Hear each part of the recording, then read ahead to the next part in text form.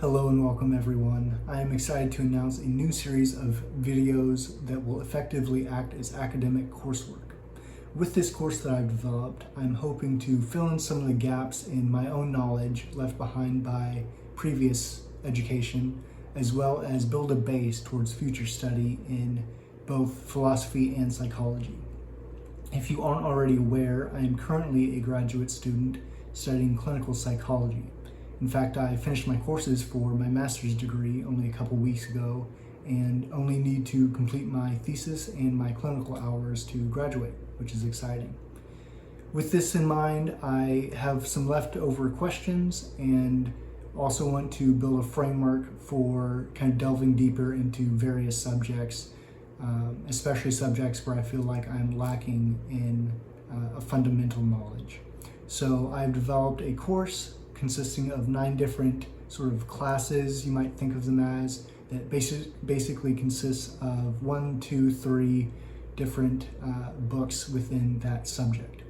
So I will be starting off with a history of philosophy course, moving on to logic, and then epistemology, metaphysics, then philosophy of science, and that will kind of serve as the basic courses or subjects within the series. And then I'll be moving on to Freud and onto the anti-psychiatry movement, which is more explicitly related to my clinical psych background. But then, as my name, moral psychology guy, suggests, I'll move on to a history of ethics and then moral psychology works. So to kind of break that down a bit more, the books that I'm reading right now are Anthony Kinney's History of Western Philosophy and Bertrand Russell's History of Western Philosophy. And it's been really useful so far to kind of use Anthony Kinney's framework and then implement Russell within that framework as well. And so I'll talk more about that once I start the first History of Philosophy video. But moving on to logic, I will be reading Paul Herrick's Introduction to Logic. I already read the first unit of that textbook in conjunction with working on my thesis, which has a lot to do with the structure of reasoning.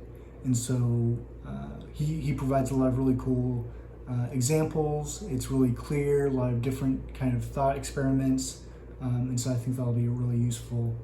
And then I'll be reading a series of papers collected in a book called Knowledge. They'll serve as our epistemological subject. Then I will be moving on to Peter van Inwagen's Metaphysics, which is a shorter work. I kind of just want to get the basics, like what are the questions within metaphysics that I should be concerned with. And then I'll be moving on to a history of philosophy of science, and then the metaphysical bases of the philosophy of science. Both are separate works that I'll talk about once I get there.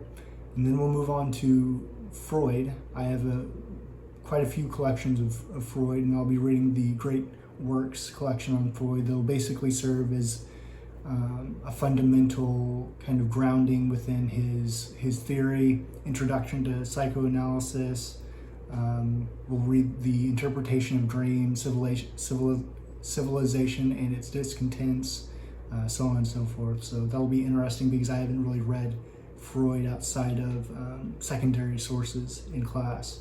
Then we'll move on to the anti-psychiatry movement, specifically Deleuze and Guattari, as well as Michel Foucault. I have read some Foucault, specifically his Madness and Civilization. I have not read any Deleuze or Guattari, and so I'm excited to get into them more and kind of just get their grounding in their own perspective within the anti-psychiatry movement, of which there are only a couple members, or a few members, within the entire movement. And then we'll move on to Alistair McIntyre's Short History of Ethics, which I've read before, found super fascinating.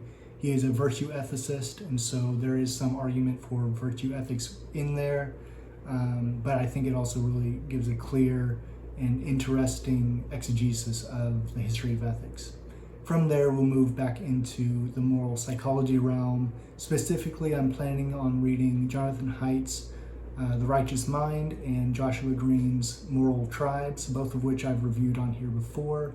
But I'll also read Sapolsky's Behave, and as well as perhaps Sam Harris's The Moral Landscape and Mark Hauser's Moral Minds, which has a cool linguistic twist to it.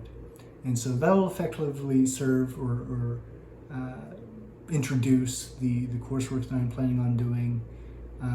Hopefully I'll get this first video up within the next few weeks. Effectively, I am going to go through the history of the first part, the first half, you might say, of philosophy, which is kind of how Kinney formats it, which is basically the pre-Socratics all the way up to Augustine. And then he'll go more into individual subjects and how different philosophers think about those subjects, like ethics, like epistemology, so on and so forth.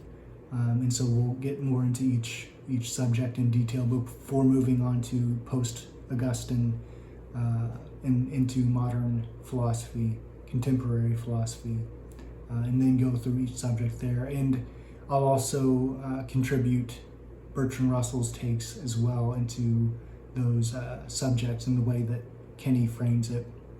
But because I think so much is already out there in terms of history of philosophy, you know, videos, other video series, podcasts, that sort of thing, I will try less to give a summary of the history and will instead kind of give my own little connections, thoughts to moral psych, to other subjects in philosophy that I found interesting, little tidbits. So hopefully this will be enjoyable. Hopefully it'll kind of supplement maybe other courses that you take, and hopefully it'll help me learn some stuff. So thank you for watching, and we'll see you then.